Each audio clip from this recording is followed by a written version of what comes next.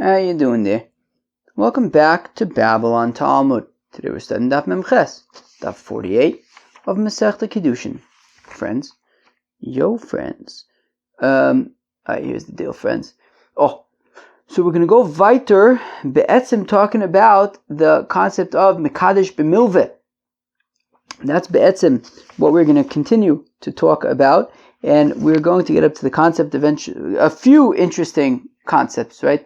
A few interesting concepts. Let's just say that. Pique your interest, the shtickle, without spoiling it. A few interesting concepts. Alright, friends, we're going to start off Mem Zayin Amud Beis. We're also not going to get too far down Mem Ches Amud Beis. We'll stop at the Mishnah, whatever. It is what it is. I'll tell you something interesting. I made a mistake on Rosh Hashanah. I miscalculated how many dafs I had to learn over Rosh Hashanah. I thought I only needed to learn 3. But it turns out I needed to learn 4. So this morning I had a surprise when I realized that I actually I hadn't prepared enough. Because usually on Friday, today's Friday, I record 2. And it dawned on me this morning that I only had 1 ready to record. So I had to, surprise, I had to actually prepare an additional whatever. So therefore, that is to say, I got a little bit caught off guard by surprise. So whatever. I don't know if that's necessarily why, but we're stopping at the Mishnah on Mem Ches Amud Beis, about halfway through the Amud. Maybe that was the best stopping point anyways, but also it was like I was a bit unexpected. Okay, so here we go. Mem Zayin Amud Beis.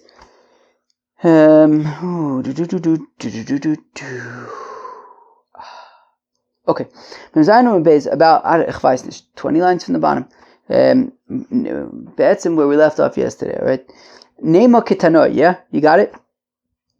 The second word on the line is nema. Nema ketanoi. So let's say that this concept of Mekadesh b'milveh mikudeshes or not, well, really Rav had said that Mekadesh b'milveh eina mikudeshes, so let's say it's machlokes tanoim. Hiskachili b'shtar chov. Okay, so we're going to have to figure out exactly what the shtar chov is, but if a fellow says be mikudeshes to me with a shtar chov, okay, let's go weiter for a second. Or shohaylo milve bi'aracherim v'hir shalem. Or he had a milve bi'aracherim. What does that mean? So be'etzem, Shimon, let's just talk about Shimon. Shimon had lent $1,000 to Ruvain. So be'etzem, he's owed money. Ruvain owes him money. So if he says to a fella, hey, Hariyah mikudeshes with, here's, I'm owed $1,000. That IOU goes to you now. You're now owed, right? You have access now to this $1,000. You have a right to $1,000, and I'm being mekadesh you with that right. Okay. V'er shalem, and he wrote over to her that the $1,000 is now for her to collect. Rav Meir Omer mikudeshes. Rav Meir says that this works mikudeshes. V'chacham Omer eina mikudeshes. The chacham say that she's not mekudeshes, it does not work. Okay, so what exactly? We had listed 2 things in that brisa, right? He said, if he says it's kachli b'shtar chov, shohaylo milve bi'aracherim v'yer shalem. So what exactly is this shtar chov that he's being mekadesh with? Where am I? Ilem shtar chov da'acherim, haynu milve bi'aracherim. If it's a shtar chov da'acherim, meaning if we're saying that Shimon has a document that says that he lent $1,000 to Ruvain, and Ruvain owes him $1,000, and he's then giving her this document, and now Ruvain now owes her $1,000, and is being mekadesh her with that. But Hainu Milva Bi'arachem, that's essentially the second case in the brisa, which is when that exactly, right? That Shimon is owed money from Ruvain, and he's giving that right to this fella. So where am I? So Ella Lav Shtar Chov Dida. So rather, you know what the Reisha is? It's talking about Shtar Chov Dida, that she owes him $1,000 and he's waiving it. Mekadesh b'milva kamiflige. And we're saying that the machlokas between Rav Meir, who says that it works, and the Chacham, who says that it doesn't work, is about, can you be mekadesh with the milva or not? Rav Meir says yes, the Chachamim say no. So let's say that this concept of Rav, of being mekadesh b'milva, is take a machlokas between Rav Meir and the Chachamim, and the Gemara says no. No, everyone agrees that you cannot be mekadesh b'milva, or at least that's not what they're arguing about. La'olam shtar chov da'acherim. Really, the shtar chov is a document that says a document in Shimon's possession that says that Reuven owes him $1,000, and he's being Mekadesh this fellow with that document. And yes, both the Reisha and the Seifa are talking about the same scenario. Shimon is owed money, but Reuven owes Shimon money. Shimon is being Mekadesh a fellow with that right. But the difference is, the Reisha is talking about shtar chov, where there's a document to that end, and the Seifa is talking about it was a milveh al peh, where it was a verbal agreement, a verbal loan. There was no document, and the machlokas between Reb Meir and the Chachamim is by both cases, both by milveh b'shtar and by a milveh al peh. Where am I? So v'milveh, where am I? Where am I? So le'olam shtar chov da'acherim. I'm reading that again. V'hocha b'milveh b'shtar u'v'milveh al peh komiflegi. B'milveh b'shtar my pligi. Now we're going to explain what the machlokas between Rav Meir, who says that it works, and the Chachamim say that it doesn't work. What's the machlokas between them when it comes to milveh b'shtar as well as milveh al peh? The Tanya, as we learn in a brisa. Where am I? Did I skip? The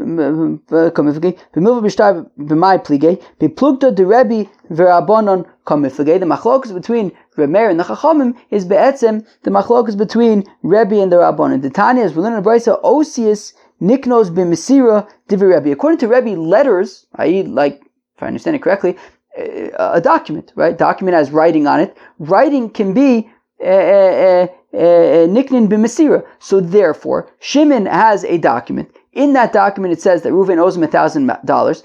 According to Rebbe, if Shimon wants to give that to this fella, and now Reuven owes her the $1,000, he just simply needs to give it to her, and that is enough. And therefore, Reb Meir says that by giving her this document, she's mikudeshes. The Chachamim say no, not so simple. According to the Chachamim, you can't just give that document to her. You would actually have to write an additional document, a shtar mecher, right, a document of a sale, right? Let's say, so for example, let's say, Shimon is owed $1,000 by Reuven, and now he's saying, Levi, look, if you give me $500 cash right now, the document, I'll sell you this document. You pay $500 now, but you can collect $1,000 from Reuven, right? So then Shimon writes a separate document of a separate sale document that he's selling this document to Levi, right? So here also there would have to be a separate document. Right, so the Chacham say ben shekasav v'lo masar, that if Shimon wrote a document that he's selling, right? He's writing a document of sale that he's selling the loan document to Levi, or in this case that he's giving it to this fella. V'lo masar, but he didn't give the document itself to Levi or to her. Ben shemasav v'lo kasav, or whether he gave the document but didn't write a sale document, lo kana, it doesn't work. So there has to be a document, a separate document regarding the sale of this loan document, and he also needs to give that loan document to Levi, or in this case to her. So Mar Islay de Rebbe, Mar Leslay de Rebbe. So I say that Reb Meir holds like Rebbe, that you can simply give the document. And here, Shimon is giving the document to the fella, and that he can be Mekadesher with that. It's hers now. Whereas the Chachamim hold like the rabbis, who say that no, it's not enough to simply give the document, and therefore she's not Mekudeshes. Viba Isema. Alternatively, the Chulei Alma Leis Lehu de Rebbe. Alternatively, you could say no. Both Reb Meir and the Chachamim do not hold of Rebbe. Do not hold of Rebbe. And therefore, here it's talking about where he did write a document of sale that he's giving this document to her. So he gives her the document, writes this additional document that he's giving it to her.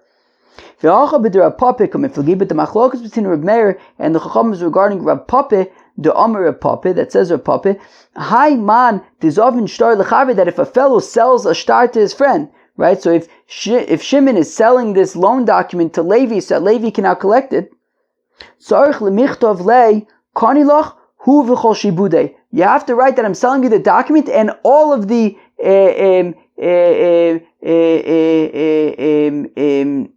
I forget the word. How do you translate shibud? All of the shibud stuff, all the indebtedness of this debt. Mar Islay Dira Papa, my list Dira Papa. So here he wrote that he's giving the document to her, but didn't mention the indebtedness part there, the shibud. So Reb Meir, who says Mikudeshes, does not hold like Reb Papa and says you don't need to write the even if you don't write the shibud thing, it's fine. Whereas the Chacham say Eina Mikudeshes because you have to write the shibud. They hold like Reb Papa. V'iba Yisema, alternatively, the Chuliama is the Reb Papa. No, everybody agrees with the Reb Papa, and you have to write the shibud. And he wrote the shibud. But v'halcha b'deshmuel kamifligay. The machlokas is regarding what Shmuel says. The Amar Shmuel says Shmuel, hamocher shtar chov lachavero v'chazur mechalo machol. You hear this son of a gun? Shimon lent $1,000 to Reuven. So Reuven owes Shimon $1,000. Shimon has a document saying that he's owed $1,000. He then sells that document to Levi for $500, and now Levi can collect it from Reuven. Shimon then says to Reuven, by the way, you don't need to pay me back. You don't need to pay me back. It's okay. He doesn't need to pay back the loan. He doesn't need to pay it to Levi. Son of a gun.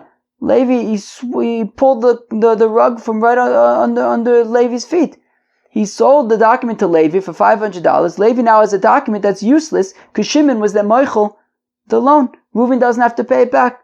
Again, if Shimon sells a loan document to Levi, so Levi can now collect it, but then he's moichel the loan. Mochel. It doesn't need to be paid back. Even if Shimon dies, his heirs can be moichel the loan. So the Ma'isle de Shmuel, so the Chachamim hold like Shmuel that you can cancel the loan, so, right? And therefore the Chachamim say that Eina Mekudeshes, because she will never agree to accept that loan as her the loan document as Kiddushin, because Shimon can always just be moichel the loan, in which case the document is useless to her. Umar Leislei de Shmuel, whereas Reb Meir does not hold like Shmuel, and you can't just sweep the rug from beneath her, and therefore Mikudeshes. Or alternatively, Duchuli Alma Islu de Shmuel. Everybody holds of Shmuel that you could sweep the rug from right underneath her. So then what's the machlokas? Here the question is the psychology of the woman. Ma'asavar Isha Samcha Daita. Reb Meir says, look, she's relying. Look, at the end of the day, they're getting married, right? So she feels, you know what? I could rely on this fellow. He's not going to pull the rug from underneath me. So Meimar Amr, she says, Lo shavik le ledidi. He's not going to leave me hanging. Umachel le lachrine, and be mochel the loan to Reuven, leaving me hanging. He's not going to do that. And therefore, according to Meir, she relies upon him, and she will go wholeheartedly into this marriage. Umar Savar Isha Nami Lo Samcha Daita. Period. Whereas the Chacham say Eina Mekudeshes because no, she doesn't really trust Shimon, son of a gun, and she's not going to be, since he could theoretically pull the rug from beneath her. She's not Eina Mekudeshes. She's not getting involved in this. Okay, so that's the machlokas between Reb Meir and the Chachamim regarding a milveh b'shtar. B'milveh al peh b'may pligim. What's the machlokas between Reb Meir and the Chachamim regarding a milveh al peh, that if Shimon had lent Reuven $1,000 but there's no document, b'Rav Huna Amar Rav. Machlokas is regarding Rav Huna Amar Rav that we learned about Masechta Gittin. Tam Rav Huna Amar Rav Monali biyodcha teneu lefloni b'maimod shloshton kono. That if Shimon, right, Reuven, Shimon, and Levi are at a chasana, and Shimon says to Reuven, hey Reuven, you have my $1,000, right? Reuven says, yup, I have it. Shimon says, give it to Levi. So that goes down. So here also, they're all there, and Shimon says to Reuven, give the $1,000 to this fella. So my Ki Ka'amar Rav Hanimila b'Pikadon Aval Milveh Lo. So the Chachamim say that only works by a loan, but by a deposit, but not by a loan, and therefore you can't be Mekadesher like that. Whereas Reb Meir says, no, it makes no difference if it's a loan or if it's a deposit. It makes no difference. He could be Mekadesh her, right? Reuven's going to pay it to this fella, and he could be Mekadesh her like that. Okay, another attempt. Nema kitanoi.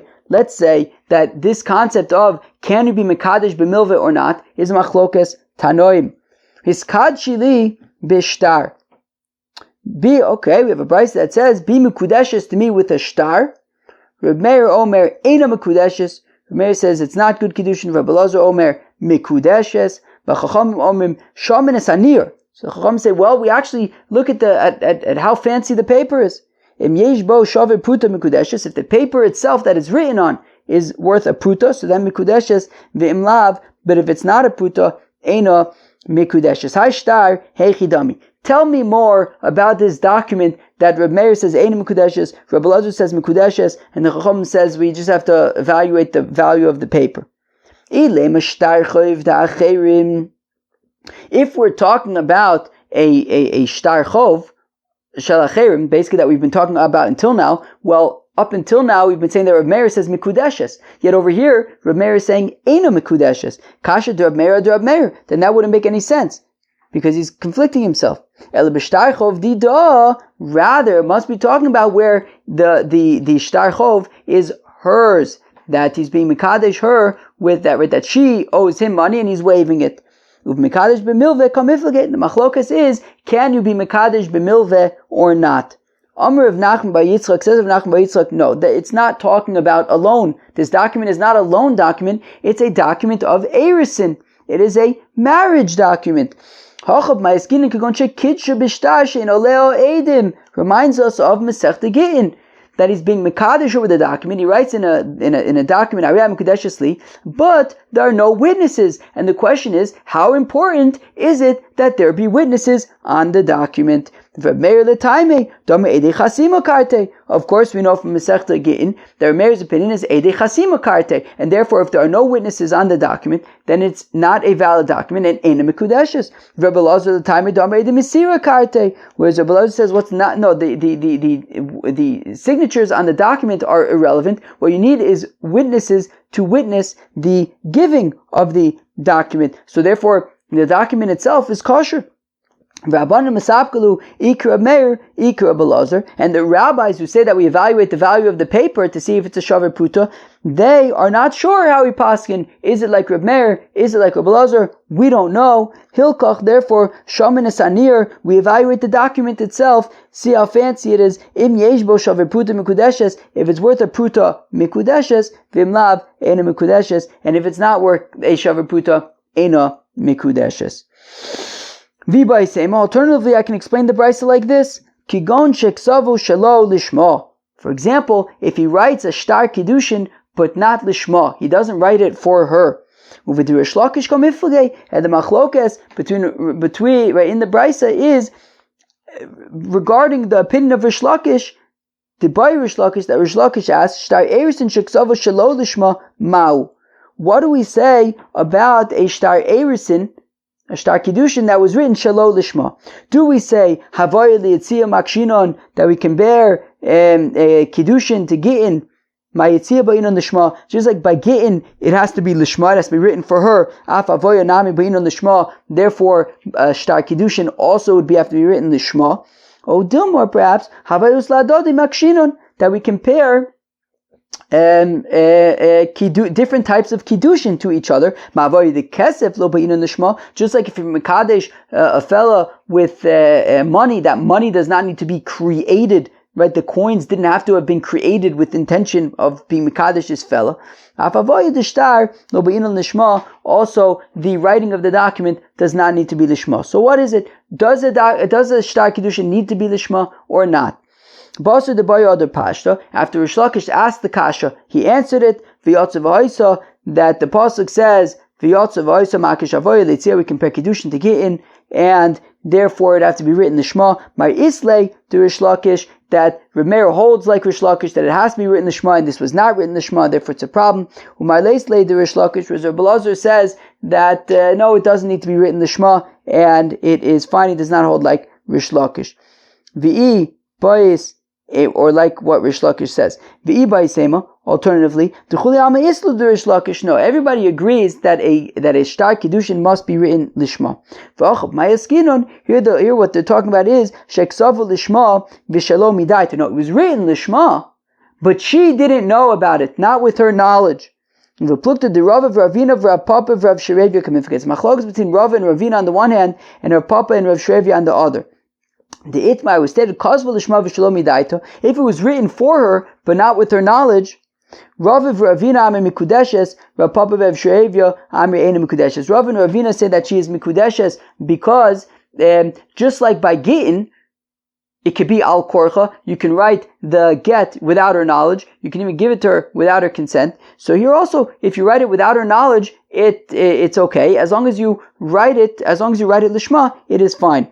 Whereas Rav Papa and Rav Shrevia say no. If you think about Gittin, who's the one, right? We need the das makne, right? The one who is being makne. It's the husband who's releasing his wife. So here also, it's the woman who's sort of being makne herself to the fellow. And therefore, just like by Gittin you need das makne, who is in the husband in that case, here the das makne would be the fella, and therefore would have to be midaita. She would have to have das, and that's the machlokas. So Reb Meir says eina mekudeshes because you need her das, whereas Reb Elazar says mekudeshes because you don't need her das. Nema ketanoi, one final attempt to say that this concept of mikadesh b'milveh mikudeshes, or really eina mekudeshes of Rav, to say it's a machlokas tanoim. Asei li shirim nizam v'tabos. If a fella gives to a fellow gold and says, make for me out of this gold anklets, nose rings, v'akadesh ani lach, and as your reward, I will marry you. Wow. Beautiful. Kevin Sha'ason mikudeshes divrei Meir. So Meir says that once he makes this jewelry, she is mikudeshes. V'chacham omrim ena mikudeshes ad she'agia mamon liyada. Whereas the chacham say no, she is not mikudeshes until she receives the money. Haimam echidami. What money are we talking about? Ilema oso mamin. If we're talking about he returns to her the gold, right? She gave him a bunch of gold, says make me different kinds of jewelry out of it. He makes the jewelry, gives it back to her. Does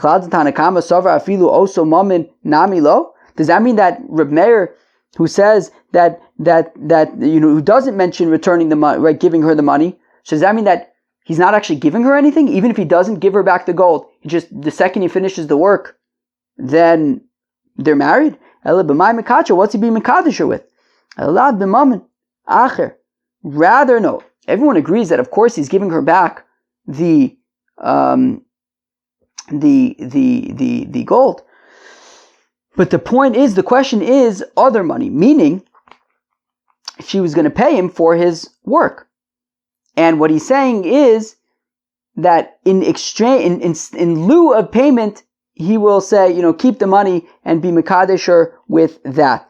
Vishmamina b'mekadesh b'milveh kamiflege v'savri d'chuli ama yeshna l'schirus mitchila ve'ad sof ve'hava milveh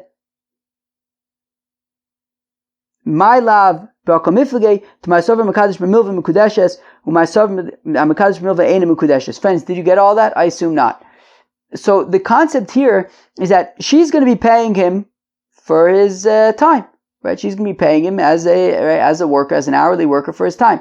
And the assumption is that as he's working, the meter is running.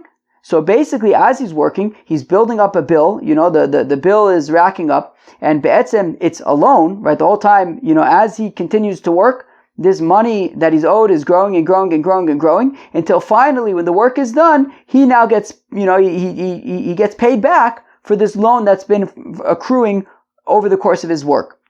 And therefore, what we're saying is that comes the end, comes pay time, and he waives it. He's basically waiving the loan. And the question is, right, mikudeshes or not mikudeshes, right? So according to Reb Meir, he says, right, mikudeshes. That's fine. It works. He waives the loan. Right, could be mekadesh b'milveh. Whereas according to the Chachamim, say eina mikudeshes and he can't just be mekadesh her with that loan. So again, so third of the wide lines, we're talking about other money. Vishmamina b'mekadesh b'milva kamiflege, and we'll say the machlok is about, can you be mekadesh with a loan? That everyone agrees that when it comes to this payment, basically a debt is accruing over the course of his work, from the time that he begins working until the time that the job is complete. V'hava milve, and now it's basically a loan. Right, the money that he gets paid for his work is a loan that is being paid back to him. So my lab, let's say the machlokas is thus. To my sover mekadesh b'milva mekudeshes, that Reb Meir says that he could be mekadesh b'milva, that he's basically being mekadesh her in lieu of payment of this loan. My sover mekadesh b'milva ein mekudeshes, whereas the chachamim say no, that would not work because you cannot be mekadesh b'milva. Lo d'chuli ama mekadesh b'milva ein mekudeshes, to which the Gemara says no. Everybody agrees. Mekadesh b'milva ein mekudeshes. The question is the money that he's waiving actually a loan? And the question is this actually a loan?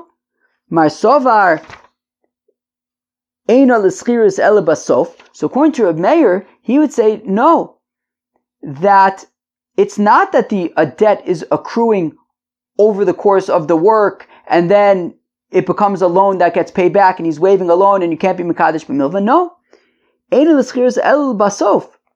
No, the payment only happens once the job is complete, and he's immediately waiving that. He's immediately giving, only at the completion of the job is there now a payment that is required, and he immediately waives that and says, keep it, and that will be your Kiddushin. And Reb Meir says that is fine. Whereas the Chacham hold that there is a debt that is accruing over time, and that is a loan that needs to be paid back, and therefore you cannot be mekadesh with that milveh. Alternatively, you could say that no, everybody agrees that there is a debt that's accruing over time, and you cannot be mekadesh b'milveh. So here we're talking about not where he's being paid hourly, but he's being paid for the job. And the question is that when he improves the item, so he got raw materials, this is how, if I'm understanding correctly, he got raw materials, he got gold, and he's making it into a ring. He's making it into something. So by improving these raw materials and making it into something, is he kona it? And if it belongs to him, then he can be mekadesh her with the jewelry. My sover uman kona b'shvach kli. So Reb Meir says that he is kona it and it belongs to him and he can be mekadesh her with it. Whereas the Chacham say no, it doesn't belong to him and he can't be mekadesh with it. Alternatively, you could say no, everybody agrees that the jewelry will not belong to him and he cannot be mekadesh with it, and everybody agrees that there is a debt that's accruing over the course of the work. And the fellow who is mekadesh b'milva eina mekudeshes. V'ochav ma'eskinon. Here, what are we talking about? Kigon shehosif la nofech mishalo, that he added to the jewelry his own gemstone. D'ma'asaver milva uputa daite apruta u'ma'asaver daite amilve. So here, what happened was, so here's what happened. So in this case, he added something of his own, right? Meaning, yes, there was the jewelry. For the jewelry, he can't be mekadesh with, he can't be mekadesh with that. And, whether it's the payment would be considered a loan. He doesn't own the jewelry. He can't be mekadesh b'milveh. All that stuff is problematic. But he added his own gemstone. So now there's that he could actually be mekadesh with. So the question is, if he's being mekadesh with the jewelry, but he added his own gemstone to the jewelry, so is her intention going to be on I guess when there's Kiddushin that is with a loan as well as an additional pruta, so is the intention on the loan, in which case it would be Mekadesh b'milva, which is a problem, or is the intent on the gemstone, which he's being Mekadesh her with? So according to Reb Meir, the intent is on the gemstone, so he's being Mekadesh her with the gemstone, and it's fine. According to the Chachamim, the intent is on the loan, in which case he's being Mekadesh b'milva, which is a problem. It's like the following machlokas Tanoim. The Tana, as we learn in the Brisa, b'schar she'asisi imoch eina mikudeshes. That if a fellow says to a fellow that, I just did some work for you, and I'll waive the fee and be mekadesh you with that. Eina mikudeshes, because yeshna the schirus mitchila va'atzof, and therefore, you can't just waive it afterwards. But b'schar she'eseh imoch mikudeshes. But if he has not yet done the work, and he says that with the money that I will do for you, so then mikudeshes, because he's giving it to her before he's being mekadesh before he starts. Reb Nosson says, Reb Nosson, b'schar she'eseh imoch eina mikudeshes, that if he says, wait 1 second. Oh, I'm sorry. I made a mistake. According to the Tanakama, right? That the payment is only at the end. So therefore, if he had already done the work, and the work is already done, and now he's owed money, and he waives it at that point, it's too late, because it's already a loan. But if before he does the money, he says, look, that I want to be mekadesh you with the money that I will be owed, from the work that I will do, so then he's already in advance waiving it, so then, immediately he's going to be mekadesh with that. Let's read it again. The Tani b'schar she'asisi imach, if he says that I'm being mekadesh you with the money that I'm owed for the work that I've done, well, that's a loan and can't be mekadesh b'milva. Eina mikudeshes. But b'schar she'eseh imach, but if he says the work that I will do for you, mikudeshes, then she's mikudeshes, because the payment will only come exactly at the end. He's waiving it and being mekadesh with that. Reb Nosson Omer says, Reb Nosson, b'schar she'eseh imach eina mikudeshes v'chol sheken b'schar she'asisi imach. No, you can't be mekadesh like that, even if he says based on the work that I will do, because yeshna l'schirus mitchila v'adsof, and he's accruing a debt over time, and at the end he's owed this money, and he can't be mekadesh b'milveh. Reb Yehuda Anasi Omer says, Reb Yehuda Anasi, that he agrees with Reb Nosson that be'emes amru bein b'schar she'asisi bein b'schar she'eseh imach eina mikudeshes, that whether it's the work that I've done, certainly eina mikudeshes, or even if the work that I will do eina mikudeshes, because yeshna the schirus mitchila v'ad sof. But ve'im hosif lo nofech mishalo, but if he adds his own gemstone, so then mikudeshes. So now bein Tanakama Reb Nosson ike b'nai schirus. So the machlokas between the Tanakama and Reb Nosson is the Tanakama says eina the schirus ela basof, and therefore if he says from the work that I will do, it works. Whereas Reb Nosson says yeshna schirus mitchila ve'ad sof, the schirus mitchila ve'ad sof, that no, the debt is accruing over time, and therefore he can't be mekadesh even based on the work that he will do, because ultimately it's going to be a debt. Ben Reb Nosson and Reb Yehuda Anasi, and the machlokas between Reb Nosson and Reb Yehuda Anasi is whether can you add that gemstone and be mekadesh with it. Ika benayu milva ufuta, the machlokas is whether or not you say milva uputa daita aputa. My sovereign milva uputa daite a milve, that according to Reb Nosson, if you have a milva uputa daite a milve, therefore it doesn't work even if you add the gemstone, my sovereign daite aputa, whereas Reb Yehuda Anasi says that if you have a loan and a pruta, daita a pruta, and therefore adding the gemstone does work. Friends, that was Daf Memches of Masechta Kiddushin. We continued our exploration of Mekadesh b'milveh. Rav had said, of course, yesterday that Mekadesh b'milveh eina mekudeshes. We tried to say, wait, maybe it's Machlokas Tanoim. We did not succeed in doing that. Along the way, we saw some interesting concepts like milva uputa, daita apruta, or daita amilve, yeshna l'schirus mitchila v'ad sof, or eina l'schirus ela basof. Those were some interesting concepts that came up. And friends, hope you enjoyed. Peace out.